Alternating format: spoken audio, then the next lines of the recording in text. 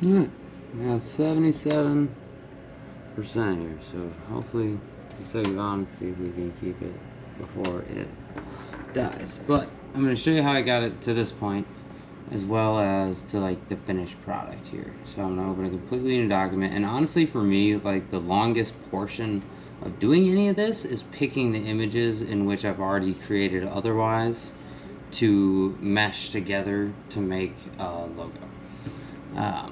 So being we've already gone through and kind of done that, we're gonna go into here. I'm gonna show you how exactly I got there. So I keep a permanent black save file with my just general vectorized logo, and then I vectorize said logo. Lately I've been getting rid of the extra like little this thing and the little stars in the bottom thing, just to like kind of more encapsulate the image behind there, but it takes a second. You don't want any of this, so you just turn that off. I'm going to leave it as default. I'm going to add 3 colors. We're going to right click to get rid of the gray and trace it.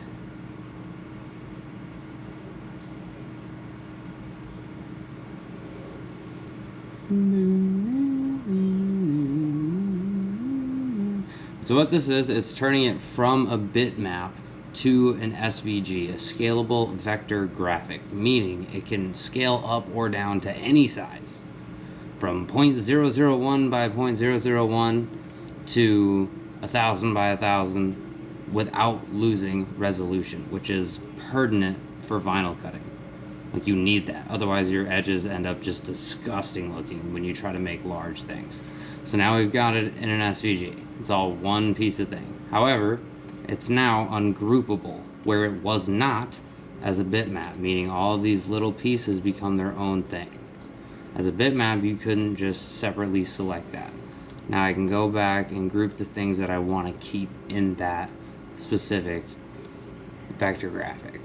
Being that it's also a vector graphic means that I can use the common shaping tool while it is hovering above an image to suck that image into the lettering and what is vector graphic compared to what is bitmap.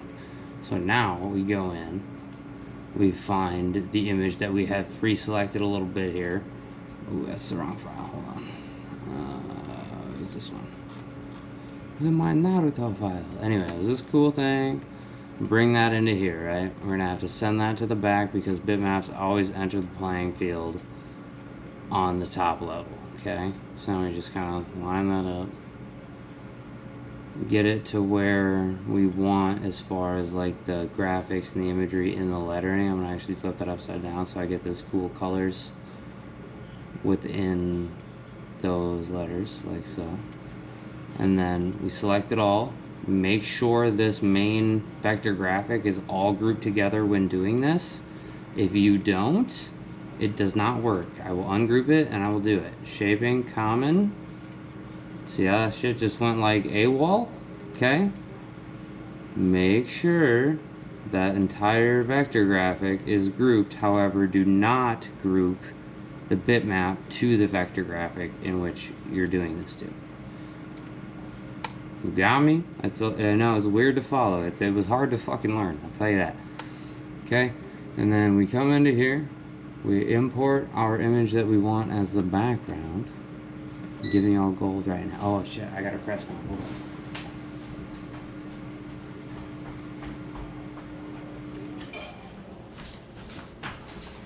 And we're back. Okay. Now we gotta find that image. I keep all my AI images in one specific place, so what I do is I create these on my phone through AI apps, and I like prompt them into how exactly I want them to look color-wise and all that fun stuff, and then I bring them into here. Where are you? Where are you?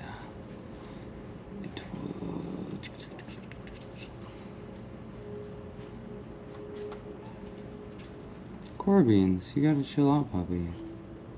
Maybe like not even that much time. There was a cool one. Okay, yeah, that's right. It was here.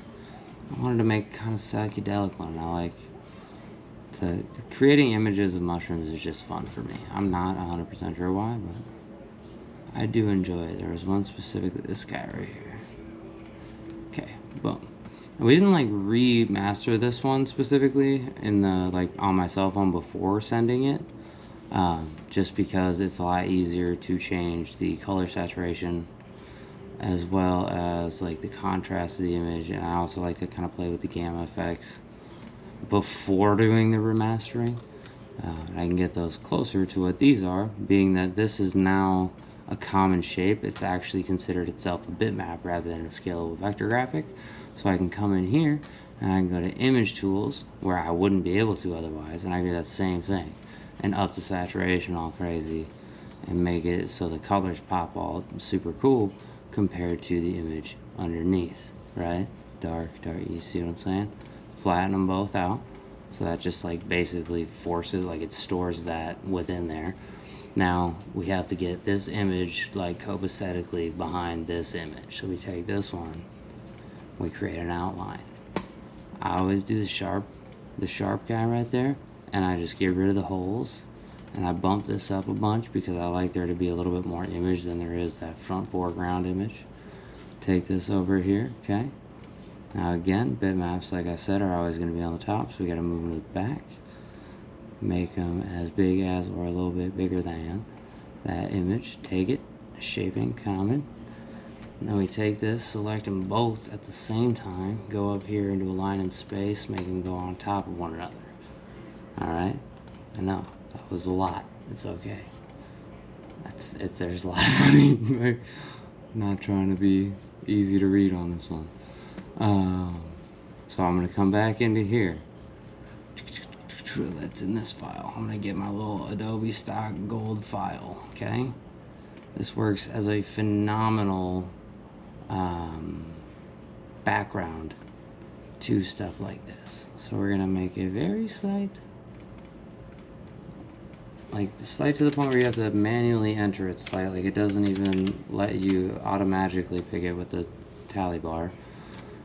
Background, okay? So that background it creates, even though it's behind a bitmap, is technically a scalable vector graphic, meaning I can take that background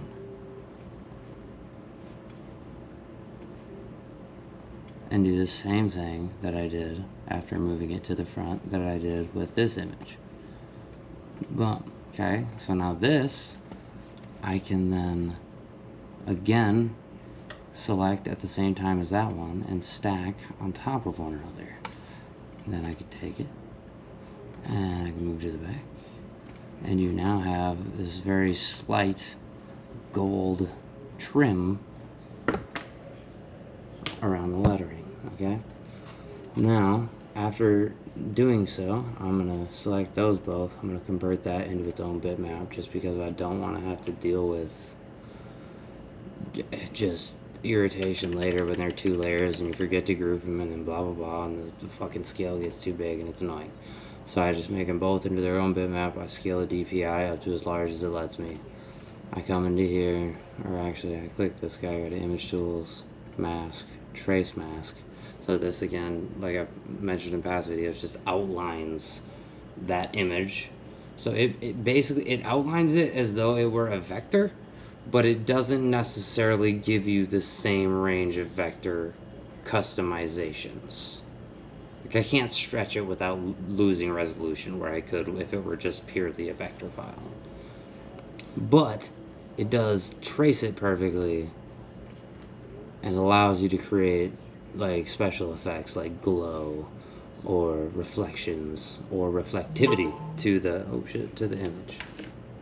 Chill something.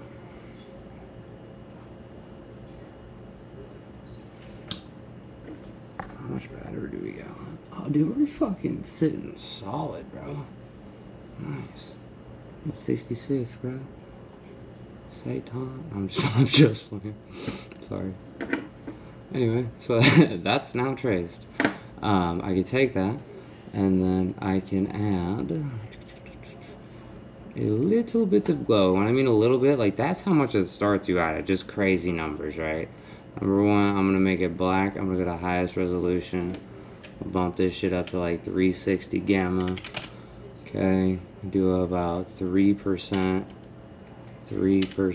away from and 100% translucent. or opacity, sorry, I should say. And then we're gonna select them both again. Oh, if it'll let me. Thank you. We need to dump the file soon. And then stack them on top of one another and see how that reads. Okay, so I can definitely read that. However, it would be a lot easier to read that with like an extra kind of goldish glow coming out of inside of it. So like we're gonna take this with the glow now on it, and remember, you gotta make it a fucking bitmap every time. So we're just gonna make it back into one solid image, include that glow in there. And I do this step by step. I don't know if that's a computer limitation or what, but if I don't do it step by step like that, my shit blows up and it does not work. So now that we got that handled, we're gonna have to go in, boom, image tools, and retrace that shit. I know, it's annoying. It's really fucking annoying. But it can be done in the span of like 15 minutes to a half hour. And so if you learn to kind of like fall in love with the process, which I very much have, it can be, it's very rewarding. Similar to tinting or any sort of vinyl PBF tint installation, honestly. Plus, you can make it into decals and shit. Put it on shirts, dude. Make whatever you want.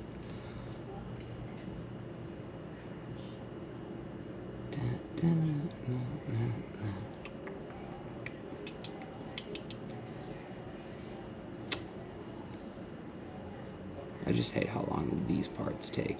And so as you can see down here, I have it available 2048 megabytes of RAM. It's at 834.3, which you'd think doesn't mean a lot. However, that means once I do this, if I don't save it and reboot it, anything I do after this fucking step, because it's going to be past half mass, is going to create a failure within the software, and it's just going to close, and you're going to lose like a lot of information. So after this step, fucking save it and close it and restart it.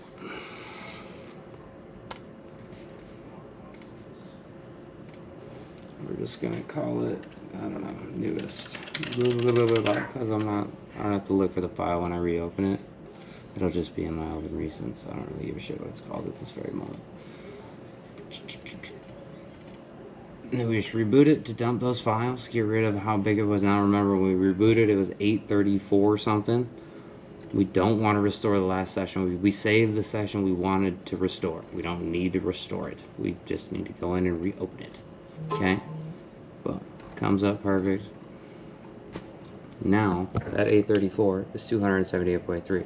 We have a absolute fuck ton more room to play with. Okay.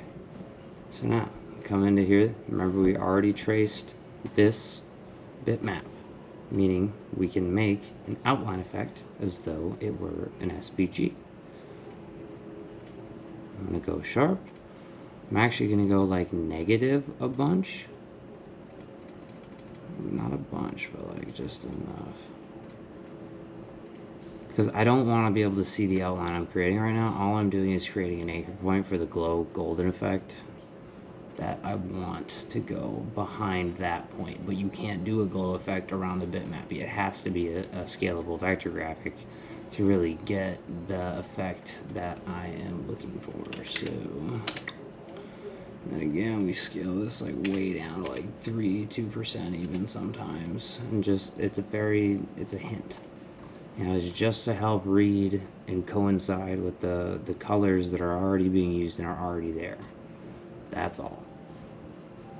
And now, since we added that, ooh, actually, we might have to go a little bit further up because I don't know.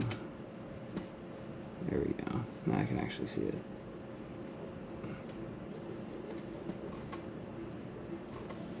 Yeah, it wasn't very visible the first time at all, but that's a little bit better. So, now that we've done that, we gotta again make this.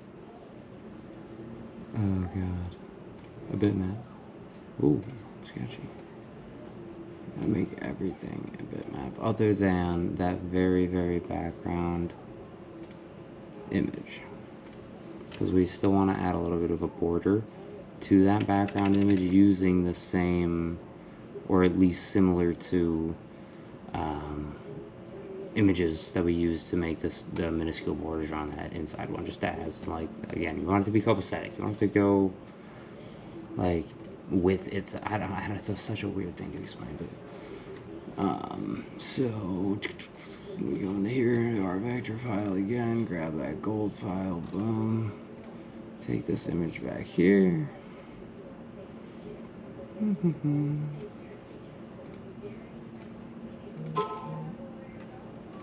remake that outline, bring it to the front,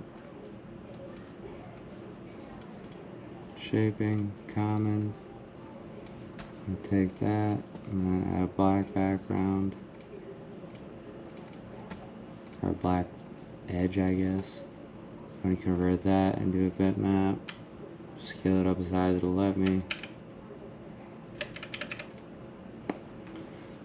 And image tools, mask, trace mask.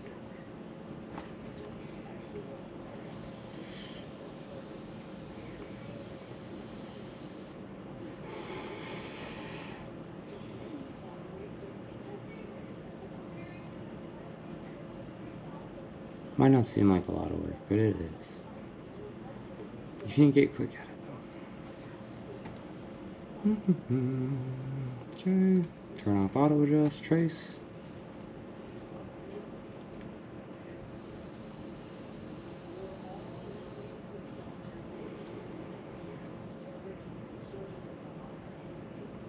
And we're kind of breaching that sketchy point of restart again. So we're going to trace this, we're going to get them all stacked up, convert it into one bitmap. That's actually going to gain us some space. It's probably going to drop to like 500 megabytes out of 2K. And I remember when it's a bitmap that's created, it comes in on the forefront, so you got to send it to the back. And then we're going to select all that like it's one thing, go into our line tools after it loads and actually becomes responsive. Do what I just said, damn it. Line and space, come into here, boom, line that up. And I am also going to add a tiny, just barely noticeable black outline around that to separate from the inner side of that gold. And it's just, I don't know, it looks better. It's weird little stuff that add up. But now we take that and we can convert it into its own bitmap. Scale that up as high as it'll let you. Boom. And now actually, I said it drops down to 600, so it wasn't exact, but we gotta get rid of that due to our paper limitation at this very time. We're making a 14 by 10.65 because all printing and cutting just doesn't make any sense. And this is technically measuring this box that you see rather than the actual shape and size of the image. So now that it's all one bitmap, that outside glow effect is what creates that external space there that's not actually real space. So now it's all one image. We come into image, masking tools one last time, trace the mask itself.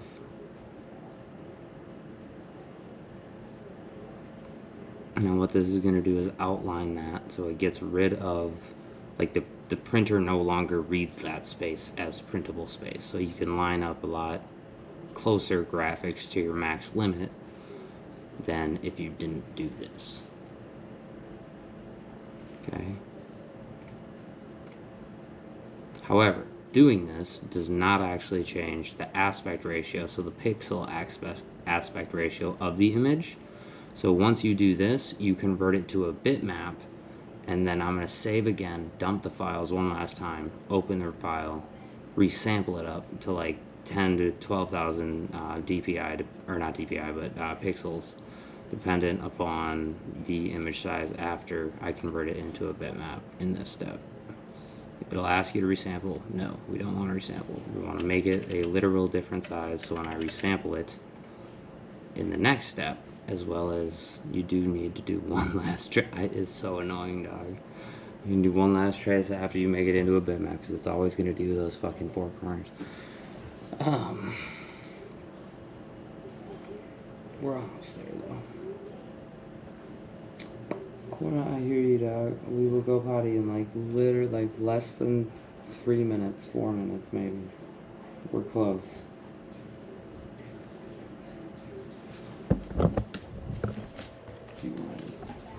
Alright. Now we got that handle. Well, not handle technically. Still got to trace it. It just outlined it the first time. My bad. Oh my god. If anyone wants to donate like a $15,000 computer, I will make you the coolest shit you've ever seen. It's like that very real offer.